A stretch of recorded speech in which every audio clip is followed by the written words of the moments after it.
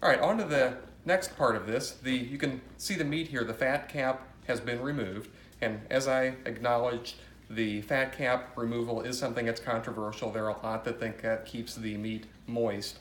I've cooked a lot of these without the fat cap, and I can promise you the proof is in the final product that the fat cap really does very little to keep the meat moist through the cook. The fat that is marbled throughout these pieces of meat is what really does a nice job of that. So fat cap is removed. Next part is the seasoning or the rub, and I use a dry rub.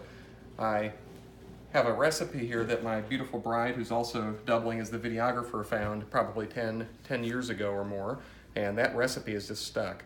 That's a recipe that if you know me, reach out, and happy to get that to you. It has a lot of different spices in it, a couple that would surprise you, including nutmeg and actually coffee are a couple of the unusual ingredients, but it's a great rub.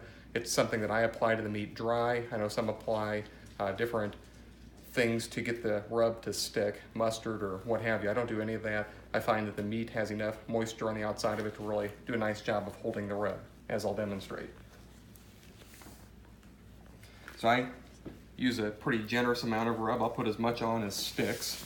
You can kind of see what that looks like. Give it a flip there, and just really load the meat up, and it'll go all over the pan, and we'll rub the other pieces of meat on there to get everything out of that, so we're not wasting this beautiful rub here. But that's really about all I do prior to getting these pieces of meat on the grill, on the cooker. That one there is